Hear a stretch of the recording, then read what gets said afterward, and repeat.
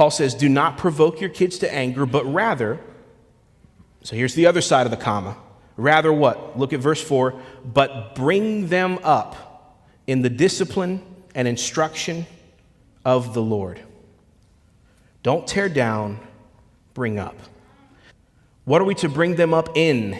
Well, it tells us the discipline and instruction of the Lord. NIV says training and instruction. KJV says the nurture and admonition of the Lord. These two Greek words indicating what we are to raise our children up in. There's two words. One, paideia. Two, nouthesia.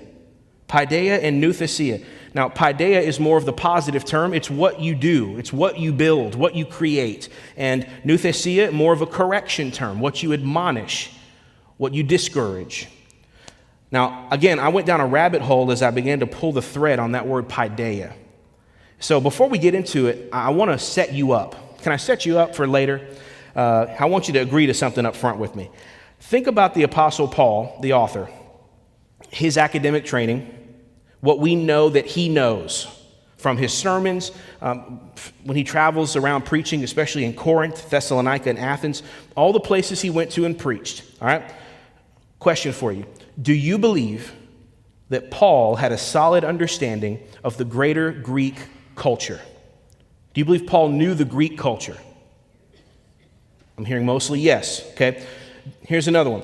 Do you think Paul knew who Plato and Aristotle were and may have even studied their works? Okay? I think so too. I just wanted to make sure you were on this train with me before we got going. So, I think there's evidence from 1 Corinthians alone that Paul knew the Greek system. And I say that because the Greek word he chose, paideia, is a massive word in Greek culture. So our English Bibles render it discipline or nurture. And I know you got to make a choice as a translator, but man, it's just, those are so small compared to what this word means. What did paideia mean to the Greeks? Well, we can look at quotations from Plato and Aristotle in the 300s BC, and that's when the word came to its usage in the term that we see it today.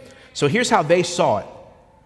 The goal of paideia is to teach love toward things that deserve love, repudiation toward things that deserve repudiation. It should harmoniously combine admonition and habit to safeguard against sexual excesses, with gluttony and their consequences. Along with gymnastics and music, language and writing also are essential. Musical education is to be a noble source of joy. It fashions the ethos of the soul and endows with moderation, force, and decorum. The aim is the good man. How do you pick one word to describe that? That's what the Greeks saw paideia was.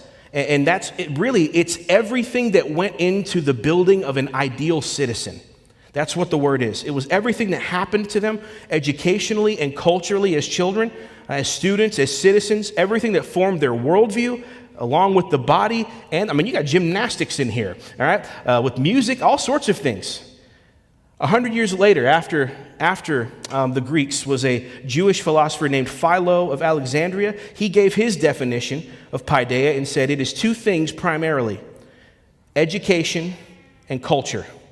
It is primarily education and culture. That's drawing it down to two words. And one more thing to prove what I'm about to say. As the Roman Empire took over and Greece lost their power, the Romans gained power, and they needed to capture paideia in Latin, their language. They picked a word. The word they used is humanitas, which is where our current field of study, called humanities, comes from. What is humanities? Well, it is the study of all languages, literatures, arts, history, and philosophy.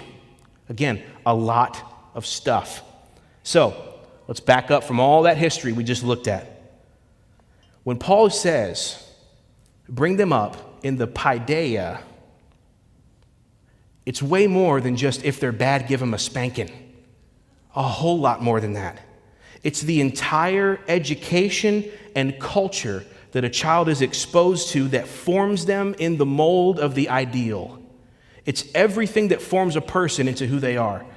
And what really makes this get real for us is that Paul adds 2 words to the end of this. Bring them up in the Paideia of the Lord, of God. We are to raise up our children in an education, worldview formation, and culture formation that is devoted to God. The same way that the Greeks had secularized a philosophical and ethical system to create their ideal good man, Christians are to have a system that does all of those things and answers all of those questions, but with the scriptures guiding the direction and with the recognition that Christ is Lord and King and shapes everything. This affects every part of life.